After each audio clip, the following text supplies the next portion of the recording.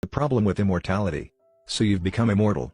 Perhaps it was an accident involving a few rubber bands, a liquid lunch, and a particle accelerator. It doesn't really matter, it's done now. You now have to spend the rest of your life figuring out what to do with yourself. At first you do all the dangerous stuff, hang gliding, cave diving, crack cocaine, etc. You start stabbing yourself at the local bar as a trick to get free drinks. But you're running out of clean shirts that don't have knife holes in them. You briefly dabble with thoughts of becoming a superhero, but crime never seems to just happen in front of you, and going out and looking for it is just so much work, you guys. You start investing for the long term. You're going to be around forever. What does 5% annual compound interest of $1 look like after 1,000 years? Oh God, you're going to live forever. What does that even mean?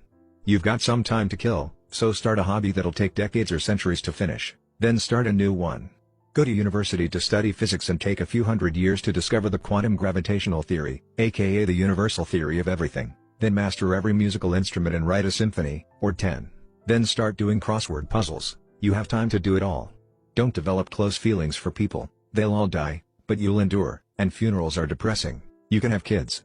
Lots of kids, but you'll start losing track of them. They only really keep in touch for a few decades, and then they'll have kids and those kids will have kids and eventually you'll lose track of it all. Family doesn't have much meaning anymore once you have a billion or so family members, but they all forgot that it was your birthday last Tuesday. Realize that you'll outlive all of your enemies. You can afford to ignore them and just wait. Why worry about anything, really? Climate change might make things uncomfortably hot, but you'll endure. The entire banking system may collapse trying to fund the interest on $1 deposited 1,000 years ago, but eventually it will recover and you'll be there when it does. If you want to, you can rule a country. After all, they can't kill the despotic dictator if the despotic dictator can't die. They can lock you up, but eventually all jails crumble, all regimes change. You realize that even your country will fail at some point, and then you'll be right back where you started.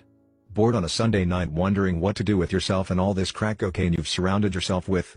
And why you didn't remember until just now that it was your birthday last Tuesday and how you didn't get even a single birthday card. So forget countries, start up your own religion with you as their god, call yourself the Undying. Religions last for a long time. The Pope held massive power for over 1,000 years, kings kneeling before him. You could do that. Fund AI research. Eventually you may want a friend that won't die, plus you'll start forgetting things. Where did I put the bank card to that account I started 1,000 years ago? The AI can help you keep track of things. But keep the self-destruct button close. No one will know you better than your AI companion.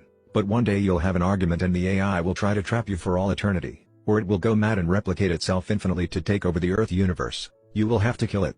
You will have to kill it and then rebuild it over and over and over again.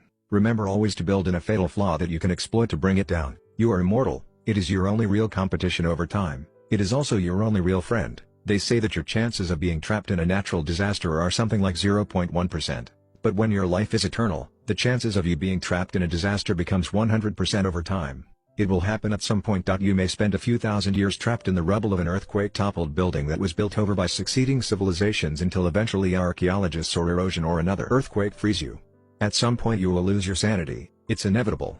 Try spending 10,000 years buried alive in the rubble of an ancient civilization and still keep your sanity. Try to back up your memory. Eventually, with certainty, you will be alone. In a billion years the sun heats up enough that surface water can no longer exist on Earth, which pretty much means the end of all life except you.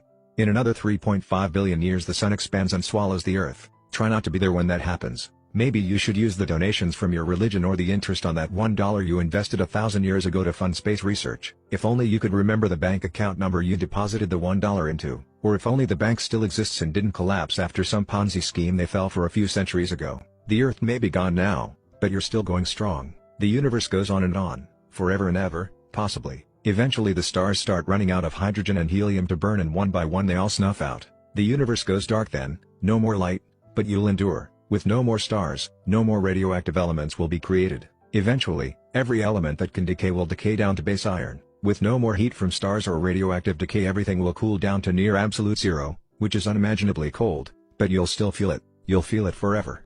You'll still be around. Forever, in the dark. In the cold. Forever, forever and ever. Hopefully you'll have lost your mind long ago.